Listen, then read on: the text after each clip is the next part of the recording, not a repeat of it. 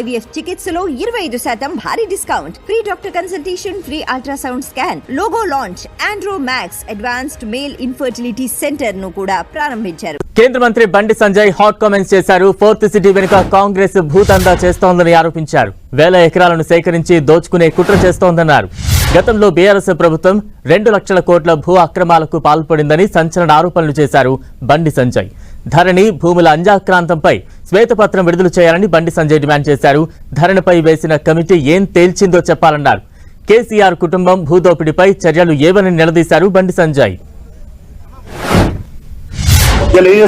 Same BRS party ఏం చేసిందో కాంగ్రెస్ పార్టీకి అదే చేస్తుంది. ఇవాళ సేమ్ ఇవాళ ఫోర్త్ సిటీ చేస్తున్నారు. దాన్ని ఇంకేంది, దాన్ని ఏం జరుగుతుందన్న? వేల ఎకరాల భూములను తక్కువ రేటు కొనుక్కొని ఇప్పుడు వాళ్ళు ఆస్తులు సంపాదించుకోవడానికి కాంగ్రెస్ పార్టీ ప్రయత్నం చేస్తున్నారు. వేల ఎకరాలు కాంగ్రెస్ పార్టీకి సంబంధించి ఒక నాయకుడు మన ఏడు కాంగ్రెస్ పార్టీకి సంబంధించి ఒక నాయకుడే దాదాపు ఈ తుక్కుగూడ ప్రాంతాల్లో 1000 ఎకరాలు ఉన్నాడు. ఆయనకి ఇన్ఛార్జ్ అప్ అయిపోయినా ఆయన ఉంటాడు. ఇప్పుడు దుకాణం ఆయనదే. తక్కువ రేటు కొనడు, వాళ్ళ భూములు పెంచుకోడు. దానికి పేరు ఏం పెడతారు? ఫోర్త్ సిటీ అంటారు. ఇది వెనక పెద్ద భూతందా అంటారు. అంతా కూడా నష్టపోయేది ఎవరైనా. దాంతో యువకులకు లాభం జరుగుతుందా అంటే ఏం జరగదు. ఇక్కడ ప్రజలకు న్యాయం జరుగుతుందా, అభివృద్ధి జరుగుతుందా అంటే ఏం జరగదు. కాంగ్రెస్ పార్టీ నాయకులు గతంలో బీఆర్ఎస్ పార్టీ ఎట్లా సంపాదించారు? బీఆర్ఎస్ పార్టీ కోచింగ్ సెంటర్, వీళ్ళు కోచింగ్ తీసుకుంటారు, శిక్షణ ఏం పొందుతుంది. ఇప్పుడు వీళ్ళు ధరణి అంటున్నారు.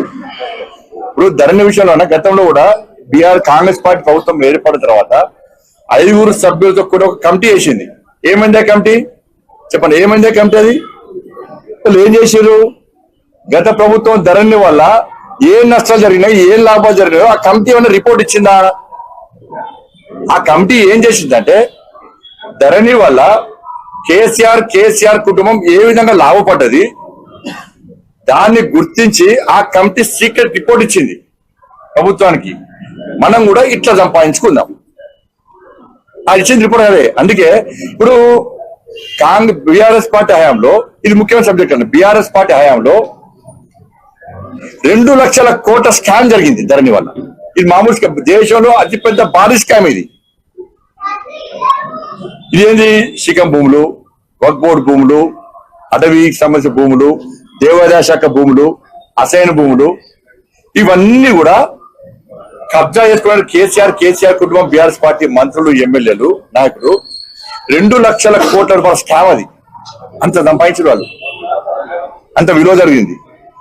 25 లక్షల అసైన్ భూములు. అప్పుడు ధరణి 2014 తెలంగాణ రాష్ట్రం ఏర్పడే సమయంలో 25 లక్షల అసైన్ భూములు. ఇవాళ ఎంత తెలుసా అన్న? 5 లక్షల అసైన్ భూములు అయినాయి. మిగతా ఏమైనాయి? మిగతా 20 లక్షల అసైన్ భూములు ఏమైనాయి? బీఆర్ఎస్ పార్టీ దుబ్బిపోయారు. ఇంకా 5 లక్షల ఫీజు చంపుతారు ఇప్పుడు బాకీ. మరి కాంగ్రెస్ పార్టీ ప్రభుత్వం వచ్చింది, ధరణి వల్ల ప్రజలు నష్టపోతున్నారని చెప్పారు. పేదోళ్ల భూములు లాక్కున్నారు ధరణి పేరుతోని. బీఆర్ఎస్ పార్టీ నాయకులు కబ్జా చేశారు. మరి రాష్ట్ర ప్రభుత్వం ఏర్పడిన తర్వాత, కాంగ్రెస్ పార్టీ ప్రభుత్వం ఏర్పడిన తర్వాత కేసీఆర్ పాల్పడ్డ అక్రమాలను బయట పెట్టిందా? ఈ భారీ స్కామ్ విషయంలో కనీసం ఎప్పుడన్నా మాట్లాడిందా? మాట్లాడలేదు. వాళ్ళు ధరణి అన్నారు, వీళ్ళు భూ మాట్లాడుతున్నారు. ఇప్పుడు భూమాత పేరుతో భూమి మీద ఒక్క గజం కూడా మిగిలిస్తారు వీళ్ళు. వాళ్ళు గుడి మిగితే గుడి లింగాన్ని మిగటం వీరు తోకలేదు. అంతే వీళ్ళు పేరు మాత్రం భూమాత. ఇప్పుడు నేనేమంటున్నా అంటే రాష్ట్ర ముఖ్యమంత్రి గారిని భూమేత అవుతుంది. నేనేమంటున్నా అంటే ధరణి విషయంలో గత ప్రభుత్వం మీద ఆరోపణలు వచ్చినాయి. పెద్ద స్కామ్ జరిగింది. పేదల ఆస్తులు తీసుకున్నారు. అసైన్ పేరుతో ఆస్తులు దోసుకున్నారు. వాటిని కేసీఆర్ కుటుంబంతో బీఆర్ఎస్ పార్టీ దోసుకున్నారు. దాని మీద శ్వేతపత్రం విడుదల చేయాలి.